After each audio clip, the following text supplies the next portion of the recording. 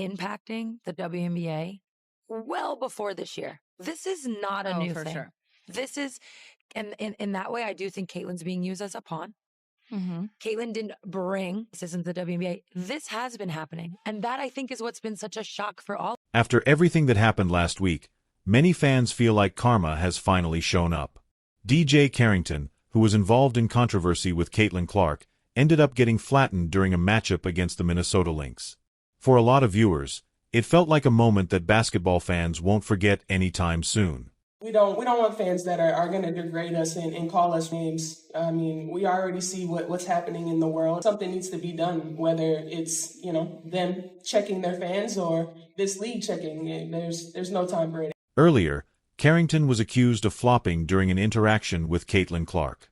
She reacted as if Clark had seriously hurt her, but replay footage suggested the contact was exaggerated.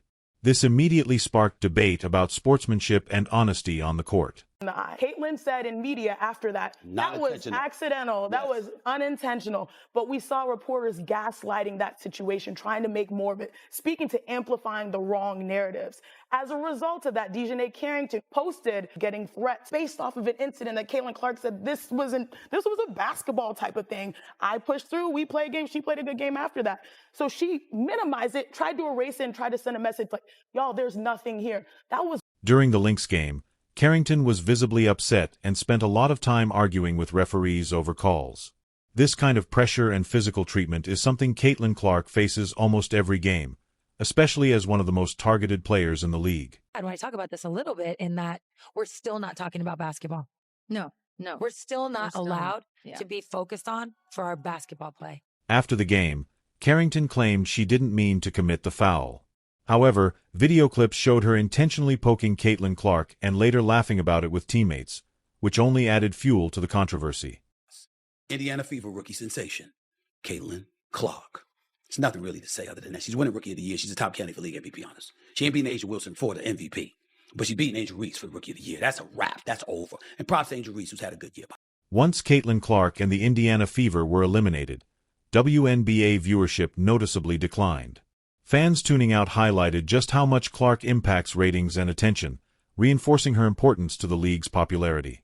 Yeah, obviously got me pretty good in the eye. I don't think it affected me. Honestly, I felt like I got good shots. They just didn't go down, and obviously a tough time for that to happen. I got some really good looks. I felt I had three wide open threes in the first half that you usually make. So that's tough, but I felt like I battled and tried my best. Took care of the ball better than. It's important to note that the WNBA struggles with viewership didn't start this season. These issues existed long before, yet Caitlin Clark has often been treated as the focal point of the debate, almost as if she alone is responsible for the league's success or failure. I would have loved to have been valued as a basketball player. I would have been loved to have been spoken about just for my play. Mm-hmm. I think everybody in the league can say that. Mm-hmm. But nobody ever let us do that. So what happened? We started to build. DiJonai Carrington has always been known as a fierce and aggressive competitor. While intensity is part of basketball, there is a fine line between tough play and unsportsmanlike behavior, and many believe that line was crossed during this incident. Nike deal might be the worst endorsement deal in the history of professional sports. You guys remember this billboard that was put up in Iowa? Well, that's one of the last times that Nike has done anything for Caitlin Clark. They promoted her more in college than they have at all the entirety of the WNBA season. She signed an 8-year, $28 million deal with Nike that also included her own signature shoe, which honestly, looking at it now, $28 million for 8 years is an absolute steal for this superstar. When a player like Wemby's Nike deal was rumored to be over $100 million. The eye poke incident drew attention from across the sports world. Caitlin Clark isn't just another player. She is widely seen as the face of women's basketball, which made the moment far more significant than a routine in-game altercation. Had an incredible rookie season, but she has also transformed the WNBA. She became the face of the league as a rookie. She was #1 in jersey sales, and all of her collaborations with Wilson sold out in minutes. So why is Nike sleeping on Caitlin? It was reported that Nike wants to prioritize A'ja Wilson, and it fears the optics of giving a rookie a signature shoe before an already established star who just won league MVP for the... What stood out most was Caitlin Clark's response. She downplayed the situation, calling it a basketball play and choosing not to escalate the controversy. Her calm and professional reaction earned respect from many fans and analysts. Despite Clark's efforts to minimize the issue, some media outlets amplified the story. This led to DJ Carrington receiving online threats, even though Clark herself repeatedly stated that the incident was being blown out of proportion. Love to snatch Caitlin Clark away from us and give her a crazy offer. I mean, Ice Cube was about to give her $5 million to play in less than 10 games in the Big Three. So the money is there, and if these owners are smart with it, I could definitely see more WNBA players going overseas and possibly not. On the court, Caitlin Clark's rookie season spoke for itself. She won Rookie of the Year, led the league in jersey sales, and had multiple collaborations sell out quickly, cementing her status as the league's biggest star. Hottest selling jerseys in sports, y'all. According to Fanatics, led by the one and only Michael Rubin, Clark's Indiana Fever jersey is apparently sold out in all sizes.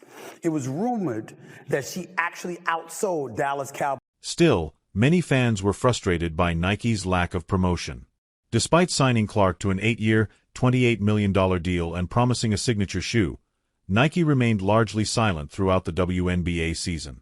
Some jealousy, not by most, not by all, but there were some people within the WNBA, players, pundits, etc., that were trying to tear her down. And so how y'all look now? See, I love how everybody trying to change the argument. My man Shay Shannon Sharp went off about it this morning, how there were so many people getting at people like him, getting at people like me and others, trying to change the freaking narrative. When people were trying to knock her down, they were trying to bring credibility to the argument. They weren't jealous. Because of this, rumors about Clark potentially playing in Europe have grown louder. European leagues offer higher salaries, larger crowds, and more respect for women's basketball. Ice Cube's reported Big Three offer also proved that the money is clearly available. Her game on Ion still averaged 1.26 million viewers, which is so important. If the WNBA fails to protect, promote, and properly compensate its star players, overseas opportunities will continue to look more appealing.